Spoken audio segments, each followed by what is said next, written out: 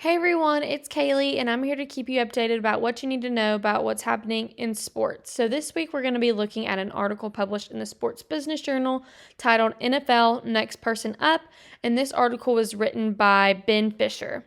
So, first, I just wanted to highlight some of the key points of what was discussed in this article. Mainly, this article discussed the NFL, and NFL ownership, and how the league kind of goes about. The succession plans of their owners when their owners step down. So, the first point I have is ages of NFL owners could be seen as an area of concern. And so, what I mean by that is the average age of NFL owners is 71. The oldest owner being Virginia McCaskey, who is the owner of the Chicago Bears and is currently 99, almost 100 years old. And then on the other side, the youngest NFL owner is Joel Glazer, who owns the Tampa Bay Buccaneers, who is 55 years old.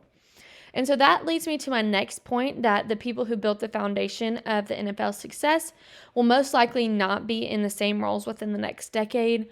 So this really opens up the question of how is the NFL going to keep having high quality ownership and maintain the same level of global success that they have today when we start to see higher levels of ownership turnover in the coming years.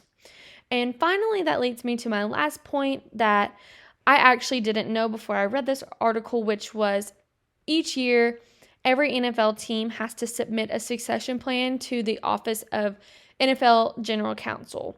So this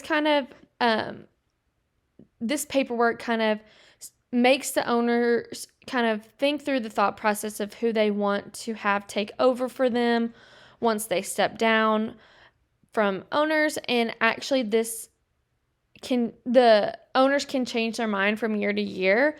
For example, the Miami Dolphins owner, Stephen Ross, kind of just changed his mind about who he wants to take over after him. So since 2016, he wanted his longtime business friend and associate Bruce Beal to take over upon Ross's death.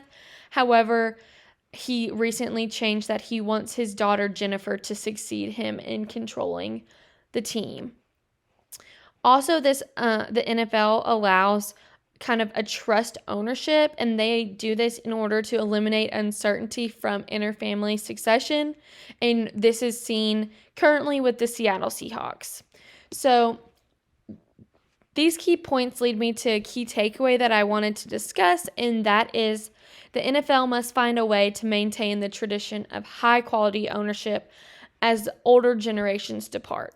So I kind of touched on this when I was talking about the key points, but it's going to be really important for the NFL to find an effective way to kind of train or have ways to make sure that their owners are staying at a high quality level and, being able to make appropriate decisions for these multi-billion-dollar business and sports properties, and make sure that the NFL still stays at the same caliber they should be, in the caliber that they are, since all of these owners that are getting older have kind of established and set in place.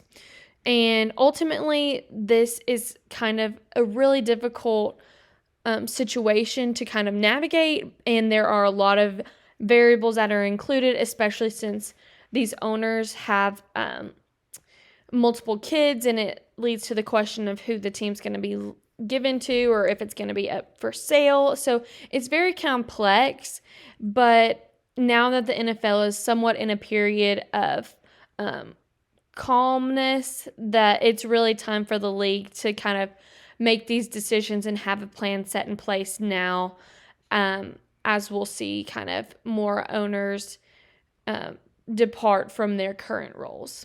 So that's all I have for this week, and I will keep you updated about what we're talking about in our next episode.